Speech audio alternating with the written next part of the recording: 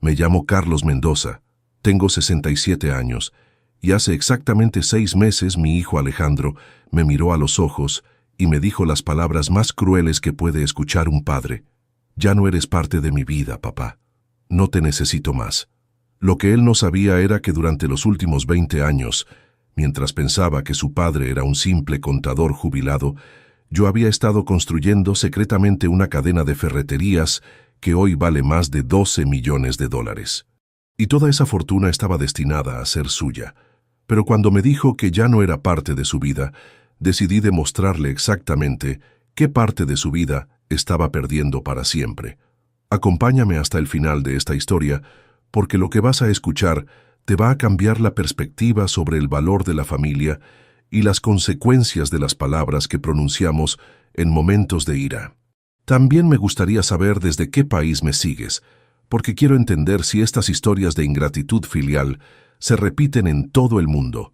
Para entender completamente esta historia, tengo que llevarte 20 años atrás, cuando mi vida cambió de manera radical. En ese momento tenía 47 años y trabajaba como contador en una empresa mediana. Era un trabajo estable, bien remunerado, que me permitía mantener cómodamente a mi familia, mi esposa Carmen y mi hijo Alejandro, que entonces tenía 15 años. Todo parecía ir sobre rieles, hasta que un día, revisando los libros contables de la empresa, descubrí una serie de irregularidades financieras que comprometían gravemente a la compañía. Eran movimientos fraudulentos que involucraban millones de pesos y que, de salir a la luz, podrían hundir completamente el negocio. Mi jefe inmediato, el gerente financiero, era quien estaba orquestando todo el esquema. Cuando lo confronté con las evidencias, me hizo una propuesta que jamás olvidaré. Carlos, vos podés hacerte el que no viste nada y llevarte una comisión muy generosa por tu silencio, o podés hacer ruido y encontrarte sin trabajo en una industria donde nadie te va a dar empleo jamás. Era un chantaje directo.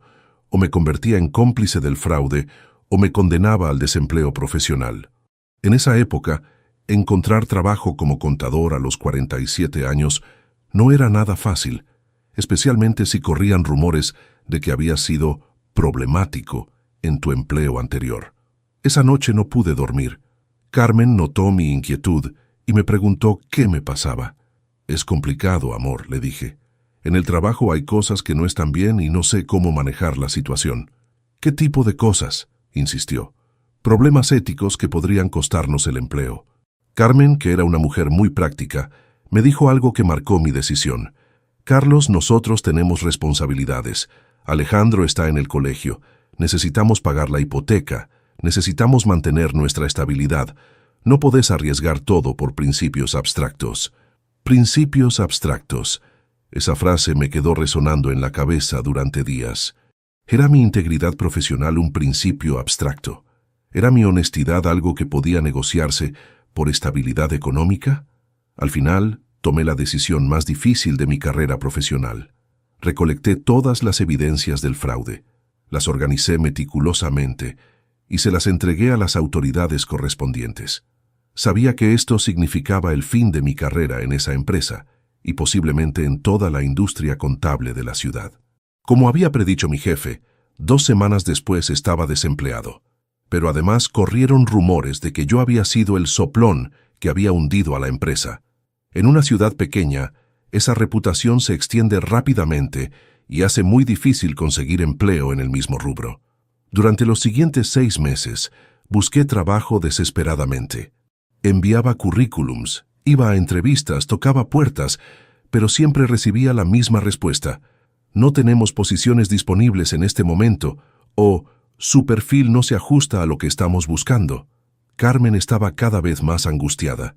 Nuestros ahorros se agotaban rápidamente, las cuentas se acumulaban y la tensión en casa era palpable. Alejandro, que tenía 15 años, empezó a notar que algo estaba mal. «¿Por qué papá está todo el día en casa?», le preguntaba a su madre. «¿Por qué están discutiendo tanto últimamente?». Una noche, después de otra discusión sobre dinero, Carmen me dijo algo que me dolió profundamente. «Carlos, a veces creo que tomaste la decisión equivocada. Podríamos haber cerrado los ojos, guardado silencio y seguir viviendo tranquilos. Ahora no sé cómo vamos a salir adelante. Esa frase me hizo reflexionar mucho sobre los valores que quería transmitirle a mi hijo. Quería que Alejandro aprendiera que la honestidad era opcional cuando estaba en juego el dinero. Quería que creciera pensando que los principios éticos eran lujos que solo se podían permitir las personas con estabilidad económica. Decidí que no. Decidí que iba a encontrar una manera de salir adelante sin comprometer mi integridad y que le iba a demostrar a mi familia que hacer lo correcto, aunque fuera difícil, siempre valía la pena. Fue entonces cuando tuve una idea que cambiaría completamente el rumbo de mi vida.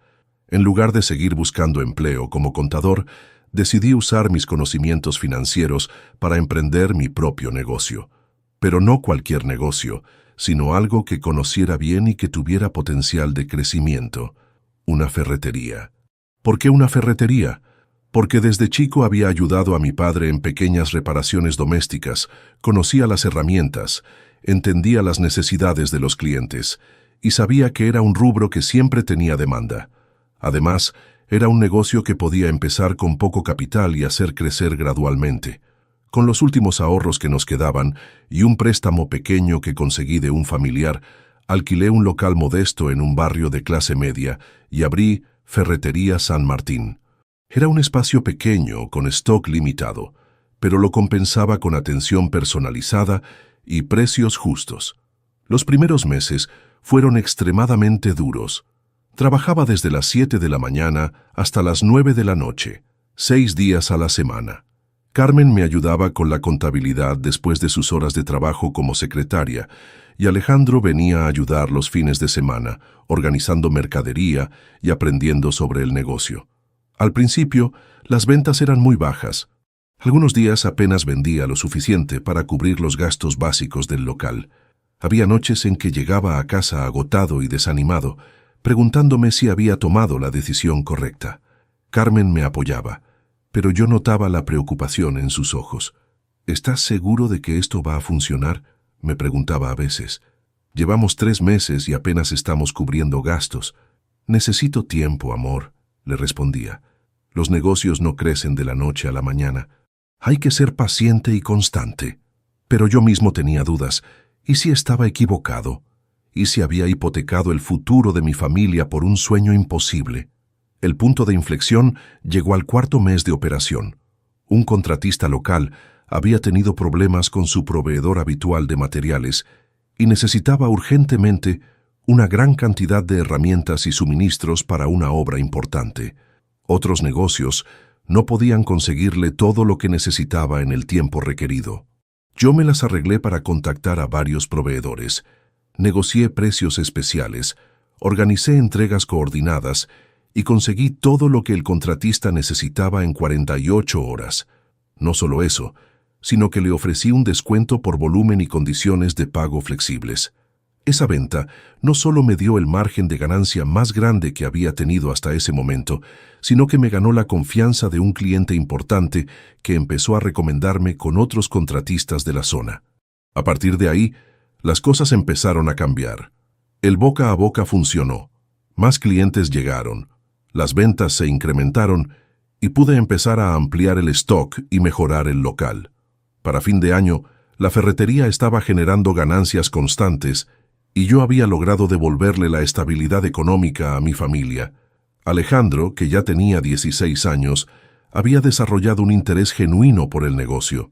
Los fines de semana no solo me ayudaba por obligación, sino que hacía preguntas inteligentes sobre proveedores, márgenes de ganancia, estrategias de venta. «Papá», me decía, «me gusta esto de tener nuestro propio negocio. Es mejor que trabajar para otros». Durante el 2.º año de operación, decidí dar un paso más ambicioso. Había identificado que en la zona norte de la ciudad no había ninguna ferretería grande y que los residentes tenían que viajar largas distancias para conseguir herramientas y materiales de construcción. Con las ganancias del primer local y otro préstamo más grande, abrí Ferretería Norte, un espacio más amplio con mayor variedad de productos y estacionamiento para clientes que venían en auto o camioneta. La inversión era arriesgada, pero había aprendido mucho durante el primer año y tenía más confianza en mis capacidades empresariales. Esta segunda ferretería fue un éxito desde el primer mes. La ubicación era perfecta, la demanda estaba ahí, y yo ya tenía establecidas relaciones sólidas con proveedores que me daban precios preferenciales y condiciones de pago favorables. Para el tercer año, tenía 2 ferreterías funcionando exitosamente y había empezado a generar ingresos que superaban ampliamente lo que ganaba como contador. Pero lo más importante era que había demostrado, tanto a mi familia como a mí mismo, que era posible reconstruir una carrera profesional desde cero basándose en principios sólidos. Alejandro, que ahora tenía 18 años y estaba por terminar el colegio secundario, me sorprendió con una propuesta. Papá, quiero estudiar administración de empresas. Quiero aprender todo lo que necesito saber para ayudarte a hacer crecer el negocio. Esa decisión me llenó de orgullo, no solo porque mi hijo había elegido una carrera que podía ser útil para la empresa familiar, sino porque había visto valor en el trabajo que estábamos construyendo juntos. Durante los años universitarios de Alejandro, seguí expandiendo la cadena de ferreterías. Abrí un tercer local en la zona industrial, especializado en herramientas profesionales para empresas y contratistas. Después, un cuarto local en el centro comercial más importante de la ciudad, enfocado en productos para el hogar y pequeñas reparaciones. Cada nueva apertura representaba meses de planificación, negociación con proveedores, análisis de mercado, inversión en infraestructura. Pero también representaba una lección práctica para Alejandro sobre cómo se construye un negocio exitoso desde la base. Durante las vacaciones universitarias, Alejandro trabajaba en diferentes locales, aprendiendo cada aspecto de la operación: atención al cliente, manejo de inventarios, negociación con proveedores, análisis de ventas, gestión de personal. Quiero conocer el negocio desde adentro, me decía. No quiero ser un gerente que solo sabe teoría. Para cuando Alejandro se graduó de la universidad, yo tenía 6 ferreterías distribuidas estratégicamente por toda la ciudad y los suburbios. Cada local tenía su especialidad y su clientela específica, pero todos compartían los mismos principios: calidad en los productos, honestidad en los precios y servicio personalizado. La empresa, que había empezado con mis últimos ahorros y un sueño desesperado, se había convertido en una operación que empleaba a más de 40 personas y generaba ingresos millonarios. Pero lo había hecho discretamente, sin alardear, sin cambiar nuestro estilo de vida familiar. Seguíamos viviendo en la misma casa, manejando el mismo auto, manteniendo las mismas costumbres sencillas. Carmen seguía trabajando como secretaria porque le gustaba su empleo y le daba independencia. Alejandro vivía como cualquier estudiante universitario, sin lujos excesivos ni gastos innecesarios. ¿Por qué mantuve este perfil bajo? Porque quería que Alejandro aprendiera el valor del trabajo y del dinero. Quería que desarrollara su propia ética laboral sin depender de la riqueza familiar. Quería que cuando finalmente se incorporara al negocio, lo hiciera por mérito propio, no por herencia automática. Cuando Alejandro se graduó con honores de la universidad, le hice una oferta formal. Alejandro, quiero que te unas a la empresa como gerente general. Vas a tener la responsabilidad de supervisar todos los locales, implementar mejoras operativas y ayudarme a planificar la expansión futura. Su respuesta me sorprendió. Papá, agradezco la oferta, pero quiero trabajar primero en otra empresa. Quiero ganar experiencia afuera, aprender cosas diferentes y después evaluar si realmente tengo algo que aportar al negocio familiar. Esa actitud me llenó de orgullo. Mi hijo no quería tomar el camino fácil. Quería demostrar su valor profesional en un ambiente competitivo antes de asumir responsabilidades en la empresa familiar. Alejandro consiguió trabajo como analista junior en una consultora empresarial prestigiosa. Empezó desde abajo, trabajando largas horas, enfrentando desafíos complejos, ganando experiencia valiosa. Durante 2 años, se especializó en optimización de procesos y estrategias de crecimiento para empresas medianas. Mientras tanto, yo seguí expandiendo la cadena de ferreterías. Abrí 3 locales más, implementé un sistema de ventas online, desarrollé alianzas estratégicas con constructoras importantes. Para el 10º año, desde que había empezado con la primera ferretería, tenía 9 locales y estaba evaluando expandirme a ciudades vecinas. También empecé a diversificar las inversiones. Compré propiedades comerciales donde funcionaban algunos de mis locales, invertí en acciones de empresas sólidas, adquirí terrenos en zonas de desarrollo futuro. Mi patrimonio había crecido exponencialmente, pero seguía viviendo con la misma sobriedad de siempre. Cuando Alejandro cumplió 2 años en la consultora, vino a verme con una propuesta diferente. Papá, he aprendido mucho sobre optimización empresarial. Creo que puedo ayudarte a llevar las ferreterías al siguiente nivel. ¿Todavía está abierta la oferta de incorporarme al negocio? Esa conversación se dio en mi oficina del local principal, rodeados de las herramientas y materiales que habían sido la base de nuestro éxito. Por supuesto que está abierta, le respondí. Pero ahora las condiciones van a ser diferentes. Ya no sos un estudiante recién graduado. Sos un profesional con experiencia. Durante los siguientes 5 años, Alejandro y yo trabajamos codo a codo expandiendo y modernizando la empresa. Él implementó sistemas de gestión más eficientes, desarrolló estrategias de marketing digital, optimizó la cadena de suministros. Yo aporté la experiencia acumulada durante años, las relaciones con proveedores, el conocimiento profundo del mercado local. La combinación funcionó perfectamente. Para el año 15, desde la fundación de la primera ferretería, teníamos 12 locales, un centro de distribución automatizado, una plataforma de e-commerce que vendía a todo el país, y habíamos empezado a fabricar algunas líneas de herramientas con marca propia. Alejandro se había convertido en un empresario respetado en la ciudad. Participaba en cámaras de comercio, daba charlas sobre emprendimiento, era consultado por otros empresarios que querían expandir sus negocios. Había encontrado su lugar en el mundo empresarial y había demostrado que podía agregar valor significativo a la empresa familiar. Pero también había empezado a cambiar en aspectos que me preocupaban.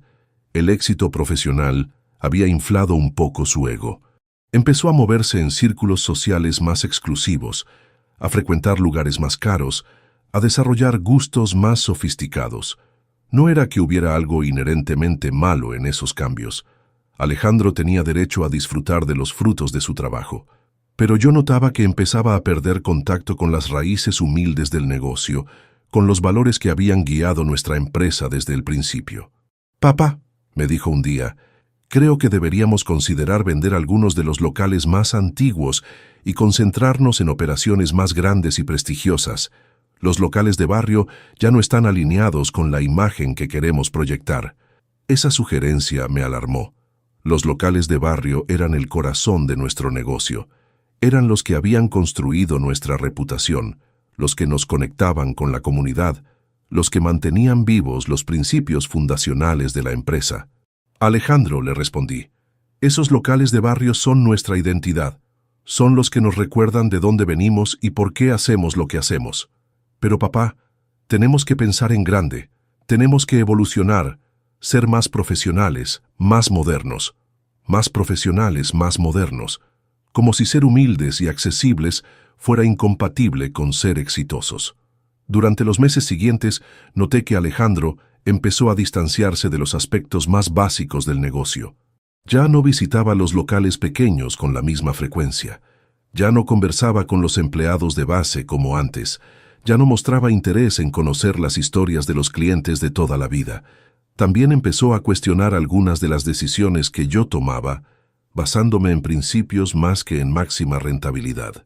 Cuando decidí no subir los precios durante una época de alta inflación para no perjudicar a los clientes de menores recursos, él me dijo, «Papá, estamos perdiendo oportunidades de optimizar márgenes. No podemos ser una organización benéfica». Cuando mantuve empleados que estaban pasando por dificultades personales, en lugar de reemplazarlos por personal más eficiente, me cuestionó, «Papá, la lealtad está bien, pero no puede ser a costa de la productividad». Poco a poco, Alejandro se fue alejando de los valores que habían construido la empresa. Empezó a ver el negocio solo desde la perspectiva financiera, olvidando que detrás de cada venta había una persona con necesidades reales. Detrás de cada empleado había una familia que dependía de ese trabajo. La ruptura definitiva se produjo hace 8 meses, cuando Alejandro vino a mi oficina con una propuesta que me dejó sin palabras. Papá, una cadena de ferreterías internacional, me hizo una oferta para comprar toda la empresa. Es una suma extraordinaria, muy por encima del valor de mercado. Creo que deberíamos considerarla seriamente. ¿Vender la empresa?, le pregunté incrédulo. ¿Vender todo lo que construimos durante 20 años? Papá, tenés que ver esto como una oportunidad. Con el dinero de la venta podríamos jubilarnos cómodamente, invertir en otros negocios, diversificar nuestro patrimonio. Alejandro, esta empresa no es solo un negocio. Es nuestro legado.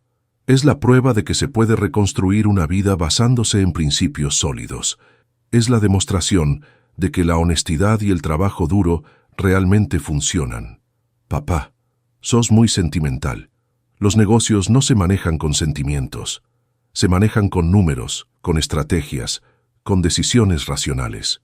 Esa conversación marcó el comienzo del conflicto más grande que habíamos tenido en nuestras vidas. Durante las semanas siguientes, Alejandro presionó constantemente para que aceptara la oferta de venta. Argumentaba que era la decisión financieramente más inteligente, que podríamos generar más ingresos invirtiendo el dinero en otras oportunidades. Yo me negaba categóricamente. No porque no entendiera los beneficios económicos de la venta, sino porque no quería traicionar los principios que habían guiado mi vida durante 2 décadas. Alejandro, le expliqué, cuando empecé este negocio, no fue solo para ganar dinero.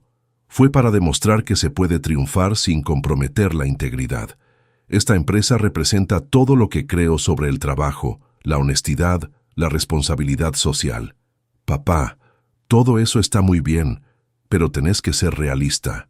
Esta oferta nos podría hacer verdaderamente ricos. Podríamos tener una vida completamente diferente. Una vida completamente diferente, como si la vida que habíamos construido juntos no fuera suficientemente buena. La tensión entre nosotros se intensificó cuando Alejandro empezó a tomar decisiones unilaterales en la empresa, sin consultarme. Implementó recortes de personal que yo consideraba innecesarios, subió precios en productos básicos que afectaban a clientes de bajos recursos, canceló programas de capacitación para empleados que consideraba gastos superfluos. Alejandro, le dije después de enterarme de una de estas decisiones, no podés hacer cambios tan importantes sin hablar conmigo primero. Somos socios en esta empresa. Papá, vos me nombraste gerente general. Tengo que tener autonomía para tomar decisiones operativas. Autonomía no significa hacer lo que se te antoje sin consultar.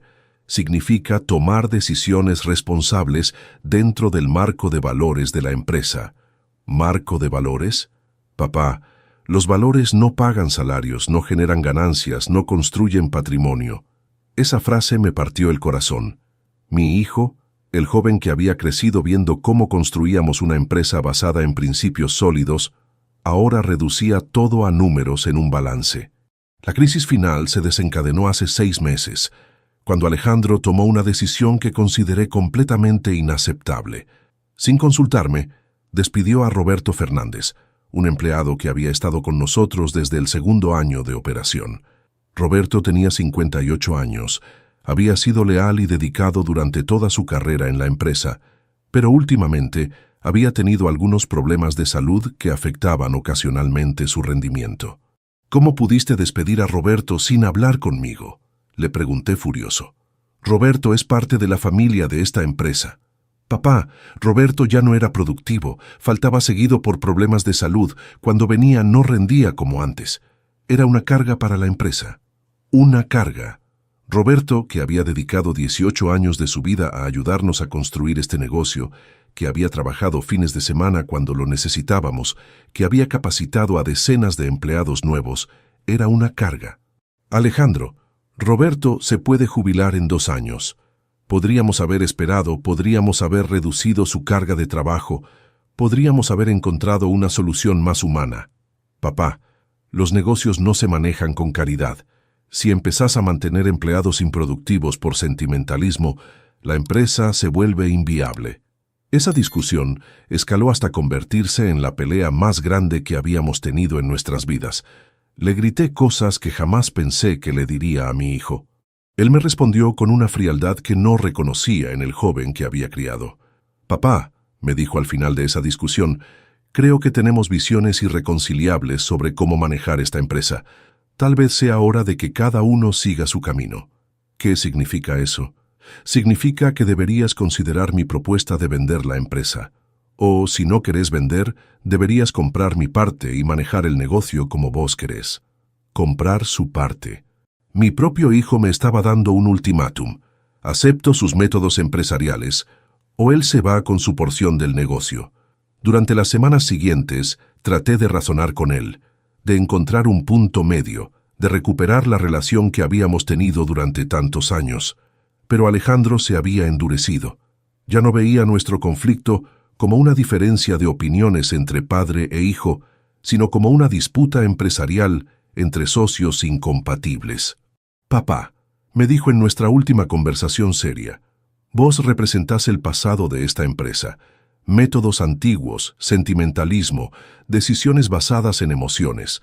Yo represento el futuro, profesionalismo, eficiencia, maximización de beneficios.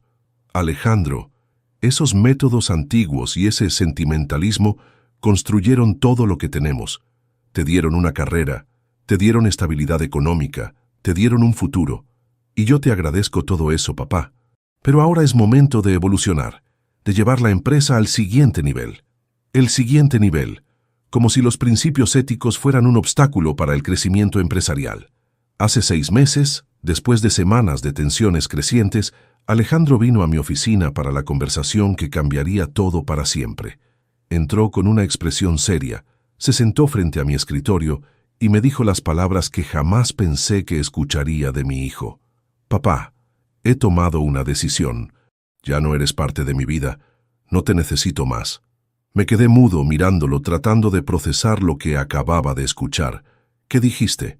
«Dijiste lo que escuchaste. He decidido que ya no quiero tener una relación contigo, ni personal, ni profesional, ni familiar. Alejandro, sos mi hijo. No podés simplemente decidir que ya no soy parte de tu vida». «Sí puedo, papá. Soy un adulto de 35 años. Puedo elegir con quién quiero tener relaciones y con quién no». «¿Pero por qué? ¿Qué hice para merecer esto?» «No hiciste nada específico, papá. Simplemente somos personas muy diferentes con valores incompatibles. Y he decidido que ya no quiero lidiar con esa incompatibilidad. Lidiar con esa incompatibilidad. Como si amar a su padre fuera una carga pesada que había decidido descartar. Alejandro, somos familia. Las familias superan las diferencias, encuentran maneras de convivir a pesar de los desacuerdos. No todas las familias, papá. Algunas familias son tóxicas, limitantes, contraproducentes. He decidido que la nuestra es una de esas. Tóxica, limitante, contraproducente. Mi hijo estaba describiendo nuestra relación familiar con los mismos términos que usaría para describir una sociedad empresarial fallida. ¿Y qué va a pasar con la empresa? Voy a buscar la manera de separarme legalmente de la sociedad. Quiero vender mi parte, cobrar mi dinero y empezar mi propio negocio lejos de tu influencia. Lejos de mi influencia. Como si todo lo que le había enseñado durante 35 años fuera una contaminación de la que necesitaba liberarse. Esa conversación duró apenas 10 minutos, pero destruyó 3 décadas de relación padre-hijo. Alejandro se levantó, me dio la mano como si fuera un socio empresarial cualquiera y se fue de mi oficina sin mirar atrás. Durante los días siguientes, traté de contactarlo múltiples veces. Le mandé mensajes, lo llamé por teléfono, fui a su apartamento, pero él había tomado la decisión de cortar toda comunicación conmigo. Había bloqueado mi número de teléfono. Había dado instrucciones en su edificio de que no me permitieran subir. Había contratado a un abogado para que manejara todos los asuntos relacionados conmigo. Mi propio hijo me había borrado de su vida como si fuera un error que necesitaba corregir. La ruptura también afectó profundamente a Carmen. Mi esposa, que había visto crecer a Alejandro, que había sido testigo de todos los momentos lindos que habíamos compartido como familia, no podía entender cómo habíamos llegado a esta situación. Carlos, me decía llorando, tiene que haber una manera de arreglar esto. Es nuestro hijo, no puede simplemente desaparecer de nuestras vidas. Carmen, yo traté de razonar con él, pero Alejandro tomó una decisión definitiva. Ya no quiere saber nada conmigo. Durante las semanas siguientes, Carmen intentó hacer de mediadora. Llamaba a Alejandro, le mandaba mensajes, trataba de convencerlo de que al menos hablara conmigo para resolver nuestras diferencias. Pero él le decía siempre lo mismo. Mamá, respeto tu derecho a mantener una relación con papá, pero yo he decidido que ya no quiero tenerla. 3 meses después de nuestra ruptura, los abogados de Alejandro me contactaron para formalizar la separación empresarial. Querían vender su participación en la empresa, liquidar todas las sociedades que teníamos juntos, dividir los activos de manera proporcional a las participaciones que cada uno tenía en el negocio. El problema era que Alejandro creía que éramos socios al 50%. Durante todos estos años, él había asumido que cuando empezamos a trabajar juntos, automáticamente había adquirido la mitad de la empresa. Nunca habíamos formalizado legalmente su participación porque yo lo consideraba mi heredero natural, y pensé que los papeles se arreglarían cuando fuera momento de mi retiro. Pero legalmente, Alejandro no era dueño de nada. Toda la empresa, todas las propiedades, todas las inversiones, estaban a mi nombre exclusivamente. Él había sido gerente general con un excelente salario y bonificaciones, pero nunca había sido socio oficial de la compañía. Cuando los abogados de Alejandro descubrieron esta realidad legal, me contactaron para negociar una compensación justa por los años de trabajo que él había aportado a la empresa. Querían que le reconociera una participación retroactiva, que le pagara una suma equivalente a lo que habría ganado como socio minoritario. Señor Mendoza, me dijo su abogado, mi cliente ha trabajado durante años bajo la creencia de que era copropietario de la empresa. Es razonable que reciba una compensación por el valor agregado que aportó durante ese tiempo. Era una situación legal compleja. Alejandro tenía cierto argumento moral, pero no tenía base legal para reclamar propiedad sobre la empresa. Yo podría haber rechazado completamente sus demandas, mantener el 100% de la empresa y seguir adelante sin pagarle nada más que su liquidación como empleado, pero decidí ser generoso. No porque tuviera obligación legal de hacerlo, sino porque a pesar de todo lo que había pasado, seguía siendo mi hijo. Le ofrecí una suma considerable como reconocimiento por sus años de trabajo, el equivalente a lo que habría ganado como socio minoritario con 25% de participación durante los 5 años que habíamos trabajado juntos. Era una oferta muy generosa que lo convertiría en millonario inmediatamente. Esperaba que esta muestra de buena voluntad pudiera ser el primer paso hacia una eventual reconciliación entre nosotros. La respuesta que recibí a través de sus abogados fue devastadora. Mi cliente rechaza la oferta por considerarla insuficiente. Él cree merecer una compensación equivalente a 50% de participación y está dispuesto a iniciar acciones legales si no se llega a un acuerdo satisfactorio. Alejandro no solo rechazaba mi oferta generosa, sino que me amenazaba con demandas legales. Mi propio hijo estaba dispuesto a llevarme a juicio para quitarme la mitad de la empresa que yo había construido con mis propias manos. Esa amenaza me hizo tomar una decisión que cambiaría todo para siempre. Si Alejandro quería guerra legal, iba a descubrir exactamente contra quién se estaba enfrentando. Era hora de mostrarle toda la verdad sobre el patrimonio que estaba tratando de arrebatarme. Contraté al mejor estudio de abogados de la ciudad y les pedí que prepararan una documentación completa de mi patrimonio real. No solo las ferreterías que Alejandro conocía, sino todas las inversiones, propiedades, negocios y activos que había acumulado durante 20 años de trabajo silencioso. Durante todos estos años, mientras Alejandro creía que éramos una familia de clase media alta con un negocio exitoso, yo había estado construyendo discretamente un imperio financiero que ni él ni Carmen conocían completamente. Además de las 12 ferreterías, era dueño de los edificios donde funcionaban 8 de ellas. Había comprado esas propiedades comerciales estratégicamente durante años, fingiendo que las alquilábamos a terceros, cuando en realidad me las estaba alquilando a mí mismo. También tenía una cartera de inversiones inmobiliarias, que incluía 15 propiedades residenciales en alquiler, 3 locales comerciales arrendados a otras empresas y 2 terrenos grandes en zonas de desarrollo futuro que habían multiplicado su valor varias veces. Mis inversiones financieras incluían acciones en 10 empresas diferentes, bonos gubernamentales, fondos de inversión diversificados y depósitos a plazo fijo en 3 bancos distintos. Había sido muy conservador pero muy constante en mis inversiones durante 2 décadas. Pero lo más impactante era que había empezado a diversificar hacia otros rubros empresariales.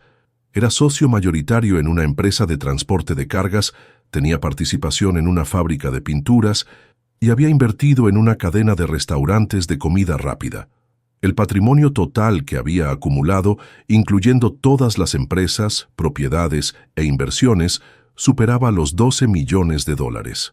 Alejandro, que pensaba que estaba peleando por la mitad de un negocio de ferreterías valuado en 2 millones, en realidad estaba amenazando legalmente a un multimillonario. Cuando mi abogado terminó de compilar toda la documentación, me preguntó: «Señor Mendoza, ¿está seguro de que quiere revelar toda esta información? Una vez que su hijo conozca la magnitud real de su patrimonio, no va a poder dar marcha atrás». «Estoy seguro», le respondí. Alejandro decidió que ya no soy parte de su vida. Es hora de que aprenda exactamente qué parte de su vida está rechazando. Le di instrucciones a mi abogado para que citara a Alejandro y a su representante legal a una reunión donde les revelaríamos la información completa sobre mi patrimonio. Quería ver la cara de mi hijo cuando descubriera quién era realmente el hombre al que había borrado de su vida. La reunión se realizó en el estudio de mi abogado, en una sala de conferencias formal, con una mesa grande rodeada de sillas de cuero. Alejandro llegó acompañado de su abogado, ambos con expresión confiada, esperando discutir los términos de una negociación que creían poder ganar. «Señores», comenzó mi abogado, «hemos citado esta reunión para revelar información crucial que cambia completamente los términos de cualquier disputa legal entre las partes». Alejandro me miró con curiosidad mezclada con irritación. Probablemente pensaba que era otra táctica dilatoria de mi parte. Mi abogado puso sobre la mesa una carpeta gruesa llena de documentos. «Esta es la documentación completa del patrimonio real del señor Carlos Mendoza. Les sugiero que la revisen cuidadosamente antes de continuar con cualquier acción legal». Alejandro abrió la carpeta y empezó a revisar los papeles, al principio con expresión aburrida, después con sorpresa creciente, finalmente con shock absoluto. Su abogado miraba por encima de su hombro, también con expresión de asombro. «Papá», me dijo Alejandro después de revisar varios documentos, «¿qué es todo esto?» «Es lo que construí durante 20 años, mientras vos creías que éramos una familia común con un negocio pequeño». «¿Sos dueño de todos estos edificios?» «Sí, Alejandro, incluidos los edificios donde funcionan 8 de nuestras ferreterías». «¿Y estas propiedades en alquiler?» «También mías». «¿Y estas inversiones en otras empresas?» «También». Alejandro siguió revisando papeles, descubriendo propiedades, inversiones, negocios que nunca había imaginado que existían. Su abogado tomaba notas frenéticamente, recalculando constantemente el valor total del patrimonio. «Papá», me dijo finalmente, «según estos documentos tenés un patrimonio de más de 12 millones de dólares». «Exacto, Alejandro, 12 millones y medio, para ser preciso». Se quedó callado durante mucho tiempo, procesando la información. Su abogado le susurraba al oído, probablemente explicándole las implicaciones legales de lo que acababa de descubrir. «¿Por qué nunca me contaste sobre todo esto?» «Porque quería que aprendieras el valor del trabajo. Porque quería que desarrollaras tu propia ética empresarial. Porque pensé que cuando fuera momento de mi retiro, te iba a sorprender con una herencia que cambiaría tu vida para siempre. ¿Y ahora? Ahora vos dijiste que ya no soy parte de tu vida. Dijiste que no me necesitas más. Entonces te voy a mostrar exactamente lo que estás rechazando». Le expliqué que durante todos estos años había estado reinvirtiendo las ganancias de las ferreterías en otras oportunidades de negocio, que cada peso que ganábamos, en lugar de gastarlo en lujos familiares, lo había canalizado hacia nuevas inversiones. Alejandro, mientras vos creías que éramos una familia de clase media alta, yo estaba construyendo discretamente un patrimonio que te habría convertido en uno de los herederos más ricos de la ciudad. ¿Me habrías dejado todo esto? Todo, Alejandro. Cada propiedad, cada inversión, cada negocio, todo estaba destinado a ser tuyo cuando yo me retirara o muriera. Su abogado intervino. Señor Mendoza, ¿está diciendo que mi cliente habría heredado un patrimonio de $12 millones? Exactamente. Si hubiera mantenido una relación respetuosa conmigo, si no hubiera decidido borrarme de su vida, Alejandro habría sido mi heredero universal. ¿Y ahora qué va a pasar con todo esto?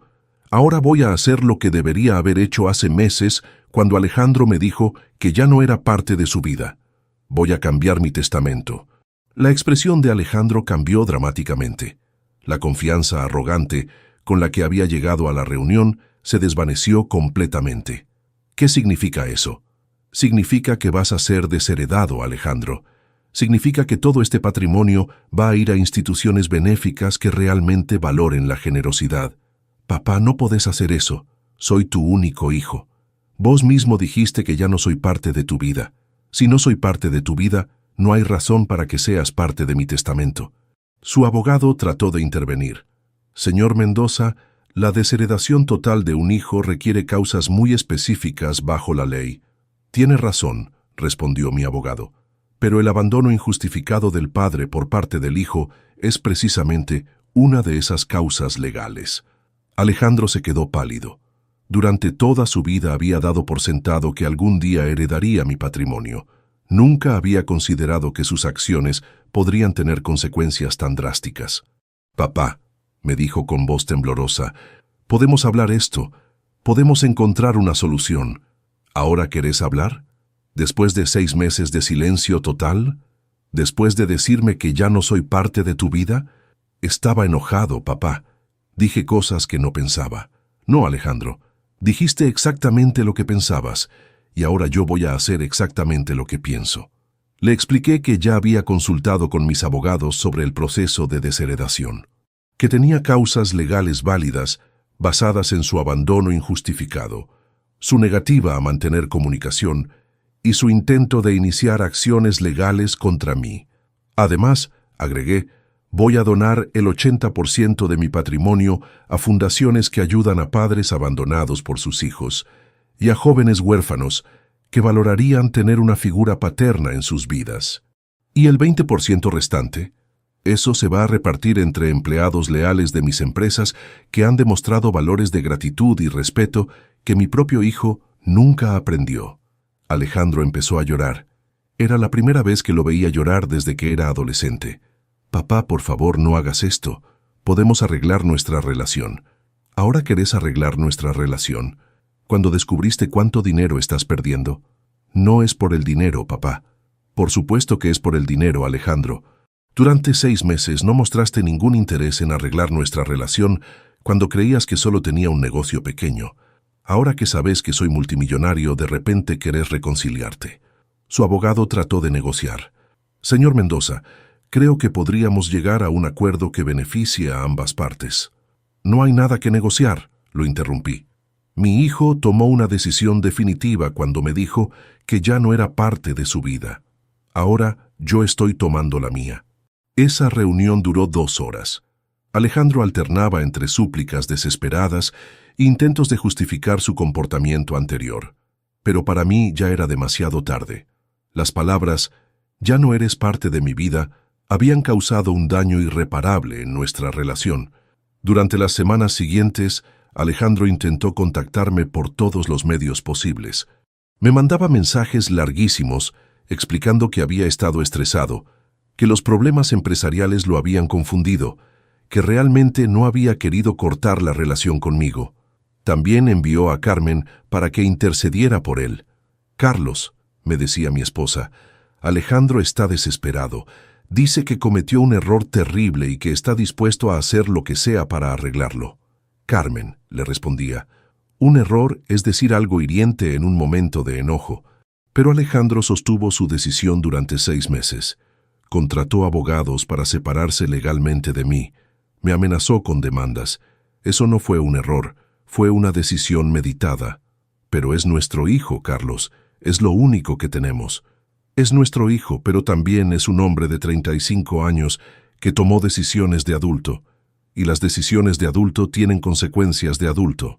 Alejandro también intentó contactarme a través de empleados de la empresa, a través de proveedores, a través de clientes que conocíamos en común. Todos me llegaban con el mismo mensaje. Alejandro quería hablar conmigo, quería pedirme perdón, quería recuperar nuestra relación, pero yo sabía que todas esas súplicas estaban motivadas por el descubrimiento de mi patrimonio real, no por un arrepentimiento genuino sobre la manera en que me había tratado. Hace 3 meses formalicé legalmente el cambio de testamento.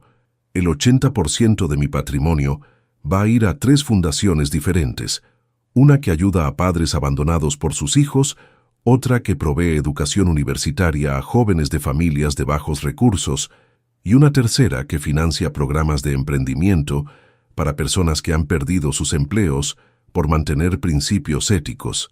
El 20% restante se va a distribuir entre los empleados más antiguos y leales de mis empresas. Roberto Fernández, el empleado que Alejandro había despedido injustamente, va a recibir la porción más grande, suficiente dinero para que pueda jubilarse dignamente y mantener a su familia sin preocupaciones económicas. Alejandro no va a recibir nada. Legalmente, ha sido desheredado por abandono injustificado del padre. Mi abogado me aseguró que el proceso es sólido y que será muy difícil que pueda impugnarlo exitosamente.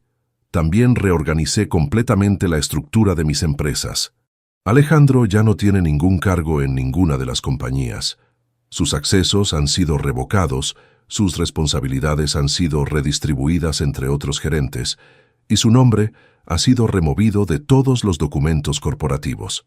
Las ferreterías siguen funcionando exitosamente bajo nueva gerencia. Roberto Fernández, a quien reincorporé inmediatamente después de mi ruptura con Alejandro, ahora es el gerente general de operaciones. Ha demostrado ser mucho más leal y principista que mi propio hijo. Hace un mes, Alejandro hizo su último intento desesperado de reconciliación. Vino a mi casa un domingo por la mañana, se quedó esperando en la puerta hasta que salí para ir a misa. «Papá», me dijo con lágrimas en los ojos, «por favor, dame una oportunidad de arreglar esto. Sé que me equivoqué terriblemente, sé que te lastimé de manera imperdonable, pero seguís siendo mi padre». «Alejandro», le respondí, «vos mismo dijiste que ya no era parte de tu vida. Cumpliste tu palabra durante 6 meses, ahora yo estoy cumpliendo la mía. Pero papá, yo era joven, era inmaduro, no entendía el valor de lo que tenía». «Alejandro, tenés 35 años, no sos joven, sos un adulto que tomó decisiones conscientes sobre las relaciones que quería mantener en tu vida. ¿No hay nada que pueda hacer para que me perdones? Podés vivir con las consecuencias de tus decisiones. Podés aprender que las palabras tienen poder, que las relaciones familiares no son descartables, que el éxito profesional no vale nada si perdés tu humanidad en el proceso». Esa fue la última conversación que tuvimos. Alejandro se fue llorando, sabiendo que había perdido para siempre no solo una herencia millonaria, sino también al padre que lo había amado incondicionalmente durante 35 años. Carmen me pregunta a veces si no me arrepiento de ser tan drástico con Alejandro. «¿No extrañás a tu hijo?», me dice. «¿No pensás que tal vez podrías darle una última oportunidad?». «Carmen», le respondo, «yo extraño al hijo que creía tener, al joven que trabajaba conmigo en las ferreterías por convicción, no por conveniencia, al hombre que respetaba los valores familiares, que valoraba las relaciones humanas por encima del dinero. Pero ese sigue siendo Alejandro, Carlos, solo que se perdió un poco en el camino». «No, Carmen, ese no es Alejandro. Alejandro demostró quién es realmente cuando me dijo que ya no era parte de su vida. Todo lo que vino después fueron intentos desesperados de recuperar una herencia, no de recuperar un padre. Durante estos meses he encontrado una paz que no había tenido en años. Ya no tengo que lidiar con las presiones constantes de Alejandro para vender la empresa, para cambiar nuestra manera de hacer negocios, para abandonar los principios que nos habían traído hasta acá. He empezado a pasar más tiempo en las ferreterías, conectando nuevamente con empleados y clientes que habían sido el corazón original del negocio. He reinstaurado programas de capacitación que Alejandro había cancelado, he mejorado los beneficios para empleados, he vuelto a las prácticas de servicio personalizado que nos habían caracterizado desde el principio. También he empezado a trabajar más directamente con las fundaciones que van a recibir mi patrimonio.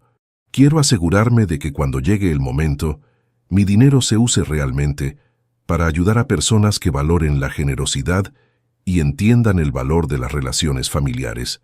Una de las fundaciones está construyendo un hogar para padres mayores que han sido abandonados por sus hijos.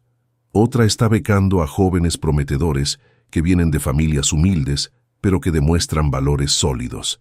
La tercera está financiando pequeños emprendimientos para personas que han perdido empleos por mantener su integridad ética. Cada una de estas causas representa algo que Alejandro nunca entendió, que el dinero solo tiene valor cuando se usa para construir relaciones genuinas, para ayudar a personas que realmente lo necesitan, para demostrar que el éxito material puede coexistir con la decencia humana.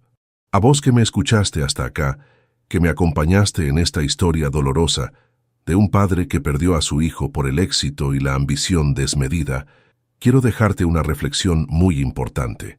Si tenés hijos, recordá que el éxito profesional nunca debe ser más importante que los valores familiares. Enséñales que el dinero es una herramienta, no un objetivo. Mostrales que la integridad ética no es negociable, sin importar cuántas oportunidades económicas tengan que sacrificar.